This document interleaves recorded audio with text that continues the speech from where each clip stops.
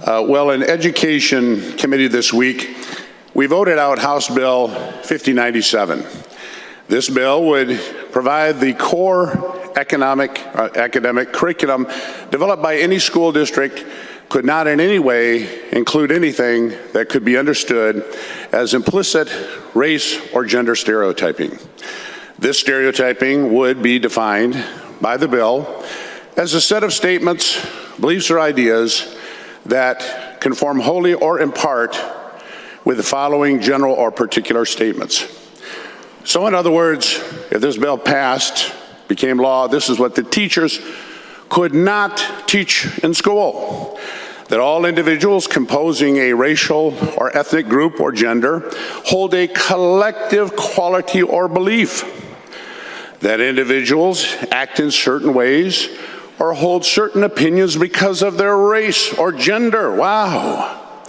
That individuals are born racist or sexist by the accident of their birth or gender. That's what the teachers are not going to be able to teach.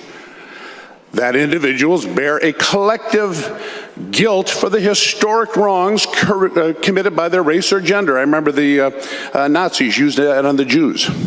That race or gender is a better predictor of outcome than your character, work ethic, or skills. Wow, we need to teach that. That cultural norms or practices of a racial or ethnic group or gender are flawed, and they must be eliminated, changed to conform with those of another racial or ethnic group or gender. That racism is inherent in individuals from a particular race or ethnic group, and that sexism is inherent in a particular gender. That a racial or ethnic group or gender is in need of deconstruction, elimination, or criticism. That the actions of individuals serve as an indictment against the whole race or gender of those individuals. One person does something, you indict all that entire race. Now the Democrats understand perfectly well that it is absolutely permissible within this bill for the educators to talk candidly about historical wrongs such as slavery or the Holocaust or any other event that has components of racial or gender hatred. The main issue here is that many of the Democrat legislators want to advance these very horrific ideas that are prohibited in the bill. The kinds of precepts that have led to the mass murder of millions of people across the generations. They want to teach that. So when this bill came up for a floor vote in the House chamber, the Democrats were faced with a real conundrum. On the one hand, if they voted no on the bill, they'd have to go back to their districts and explain to their enraged constituents why they support the teaching and advancing of the vilest form of despicable race and gender hatred in the classrooms. But on the other hand, to vote yes meant that they'd have to enrage the educrats of the educational establishment that want to teach this garbage. Then suddenly, like a bolt of lightning out of a clear blue sky, the solution appeared.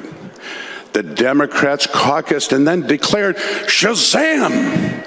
We have simply to sit on our hands and refuse to vote either way.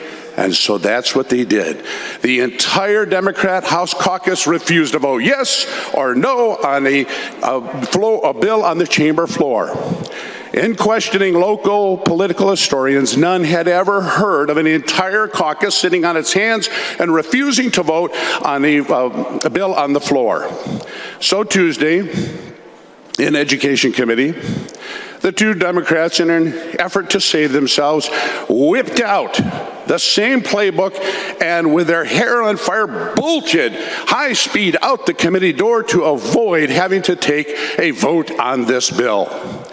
As the political storm clouds created by Biden gather, it will be interesting to see if the Senate Democrats replicate their House colleagues' strategy and simply refuse to vote on this bill when it is put on the floor in a desperate attempt to save their own political skins. Mr. President, I would like my comments printed in the Journal.